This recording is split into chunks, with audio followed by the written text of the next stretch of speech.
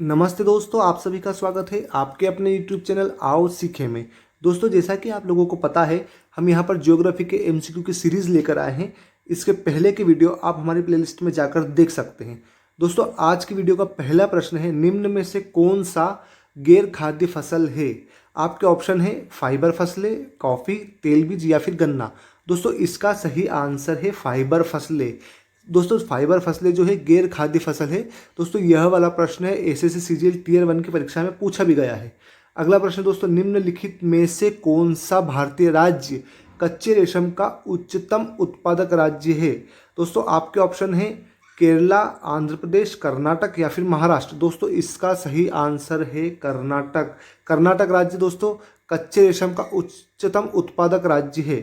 दोस्तों, अगला प्रश्न है, भारत का कौन सा राज्य जूट का सबसे बड़ा उत्पादक राज्य है? दोस्तों, ऑप्शन है बिहार, उड़ीसा, पश्चिम बंगाल, झारखंड। दोस्तों, इसका सही आंसर है पश्चिम बंगाल। दोस्तों, ये सारे जो प्रश्नों की सीरीज लेकर आए हैं, किसी न किसी परीक्षा में पूछे गए प्रश्न हैं। दोस्तों, ये प्रश्न रिपीट होने की संभावना भी बहुत रहती है, इसलिए इस सीरीज को इस तरीके से डिजाइन किया गया है कि सारी पूर्ववर्ती परीक्षा में पूछे गए प्रश्नों का संकलन है। इन सभी प्रश्नों का बहुत अच्छे से तैयार करें। दोस्तों, विश्व में भारत का सबसे ज़्यादा क्षेत्रफल में कौन सी फसल उगाता है?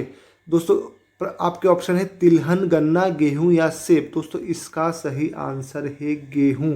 विश्व में भारत सबसे ज़्यादा क्षेत्रफल में गेहूं की फसल उगाता है। दोस्तों, अगला प्रश्न है आपका, निम्नलिखित में से भारतीय राज्यों में से किसमें केसर की खेती की जाती है? जम्मू कश्मीर, उत्तर प्रदेश, असम या फिर सिक्किम। दोस्तों, इसका सही आंसर है जम्मू और कश्मीर। जम्मू और कश्मीर जो राज्य है दोस्तों, केसर उत्पादक राज्य है। राष्ट्रीय बागवानी बोर्ड की रिपोर्ट जिसका शीर्षक है बागवानी संबंधी आंकड़े एक नज़र में 2015 के अनुसार भारत में सेब की सबसे ज़्यादा पैदावार संपूर्ण उत्पादन क्षेत्र के संदर्भ में किस राज्य में होती है? दोस्तों, इसका ऑप्शन है उत्तराखंड, अरुणाचल प्रदेश, हिमाचल प्रदेश या फिर जम्मू और कश्मीर। दोस्तों, इसका सही आंसर है जम्मू और कश्मीर। दोस्तों, ये जो प्रश्न है यूपी ट्रिपल एससी के एग्जाम में पूछा गया है, इसलिए यहाँ पर आपको ये दिया गया है। दोस्तों, इसकी ताज़ा रिपोर्ट के अनुसार आपको इस प्रश्न का आंसर तैयार करना है। निम्नलिखित में से कौन सा सही है? खरीफ फसलें सर्दियों में की फसलें हैं, रबी फसलें मानसून की फसलें हैं, गेहूं रबी की फसल है, सरसों खरीफ की फसल है। दोस्तों, इसका सही आंसर है गेहूं रबी की फसल है। अगले प्रश्न की ओर हम बढ़ते हैं। भारत में सबसे ज़्यादा खेती किस फसल की होती है? राई, गेहूं, मक्का या फिर चावल। दोस्तों, इसका सही आंसर है चावल। भारत में चावल की सबसे ज़्यादा खेती होती है। अधिकतर केरल, तमिलनाडु, कर्नाटक में होने वाली निम्नलिखित में से किस फसल को 35 डिग्री सेल्सियस तापमान और 200 सेंटीमीटर से अधिक वर्षा की आवश्यकता होती है?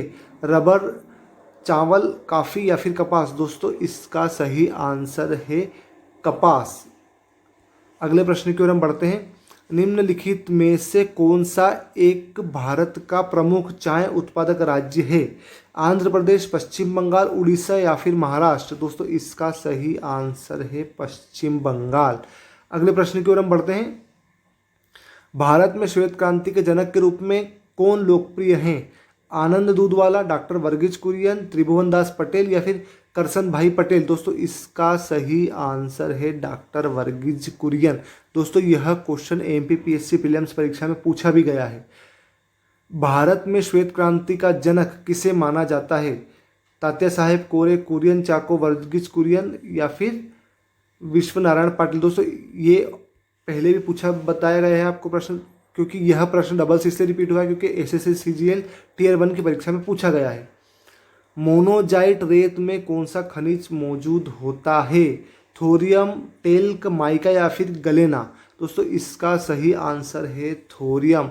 ये रेलवे आरआरबी ग्रुप डी की परीक्षा में पूछा गया प्रश्न है। दोस्तों, एमएस स्वामीनाथन नामक भारतीय आनुवांशिकविद ने इसमें प्रमुख भूमिका निभाई थी। पीली क्रांति, श्वेत क्रांति, हरित क्रांति या फिर काली क्रांति। दोस्तों, हरित क्रांति इसका सही आंसर है। एमएस स्वामीनाथन ने हरित क्रांति में महत्वपूर्ण भूमिका निभाई थी। पानीपत रिफाइनरी किसके अंतर्गत आती है? आईओसीएल, एचपीसीएल, बीपीसीएल या फिर ओएनजीसी। दोस्तों, इसका सही आंसर है आईओसीएल। अगले प्रश्न की ओर हम बढ़ते हैं। एशिया का सबसे पुराना तेल उत्पादक क्षेत्र कहाँ पर स्थित है? गुजरात, असम, अरुणाचल प्रदेश या फिर नागालैंड। दोस्तों इसका सही आंसर है असम। असम जो तेल क्षेत्र है वह एशिया का सबसे पुराना तेल क्षेत्र है। अभ्रक किस राज्य में बहुतायत में पाया जाता है? पश्चिम बंगाल, मध्य प्रदेश, बिहार या फिर राजस्थान। दोस्तों इसका सही आंसर है बिहार। बिहार में अभ्रक बहुतायत मात्रा में पाया जाता है। निम्नलिखित में से कौन सी घाटी कोयला भंडार की बड़ी मात्रा के लिए जानी जाती है? गोदावरी घाटी, दामोदर घाटी, महानदी घाटी या फिर सिंधु घाटी। दोस्तों इसका सही आंसर है दामोदर घाटी। अगला प्रश्न है दोस्तों, हुबली कर्नाटक में मुख्यालय वाले खालिस्तान ने अपने क्षेत्र के तहत आने वाली गाड़ियों में हरित ईंधन बायोडीजल का प्रयोग शुरू किया है। दक्षिण रेलवे, दक्षिण पूर्व रेलवे, दक्षिण मध्य रेलवे या फिर दक्षिण पश्चिम रेलवे। दोस्तों इसका सही आंसर है दक्षिण पश्चिम रेलवे। दोस्तों यह वाला प्रश्न एसएससी CHSL एग्जाम में पूछा गया है। दोस्तों रेलवे से संबंधित प्रश्न भी हमें तैयार करने होते, बहुत सी बार एग्जाम में पूछ लिए जाते हैं। अगला प्रश्न, भारत का राष्ट्रीय रेल संग्रहालय स्थित है नई दिल्ली, शिमला, दार्जिलिंग या फिर कोलकाता। दोस्तों इसका सही आंसर है नई दिल्ली। अगले प्रश्न की ओर हम बढ़ते हैं। निम्नलिखित में से कौन सा भारत का शुभंकर रेलवे है? मॉरिसकेट, मुर्गन पीकॉक, नंदी बेल या फिर भोलू एलिफेंट। दोस्तों इसका सही आंसर है भोलू एलिफेंट। दोस्तों यह रेलवे ग्रुप डी की एग्जाम में पूछा गया प्रश्न है। भारतीय रेल ने खालिस्तान जोन में बायोडीजल लोकोमोटिव की शुरुआत की है। दोस्तों यह वाला प्रश्न अभी आपसे पहले भी पूछा गया था। दक्षिण रेलवे, दक्षिण पश्चिम रेलवे, दक्षिण मध्य रेलवे या फिर दक्षिण पूर्व रेलवे। दोस्तों इसका सही आंसर है दक्षिण पश्चिम रेलवे। अगला प्रश्न है, भारत की सबसे धीमी रफ्तार वाली ट्रेन कौन सी है? दोस्तों इसका सही आंसर है, इसके ऑप्शन है मेट्टुपलायम, ऊटी नीलगिरी पैसेंजर, नई दिल्ली भोपाल शताब्दी passenger, Dibrugarh Kanyakumari Vivek express, Pratapnagar जम्बूसार passenger train. दोस्तों इसका सही आंसर है मेट्टुपलायम ऊटी नीलगिरी पैसेंजर। यह भारत की सबसे धीमी रफ्तार की ट्रेन है। दोस्तों यह प्रश्न रेलवे ग्रुप डी की एग्जाम में पूछा भी गया है।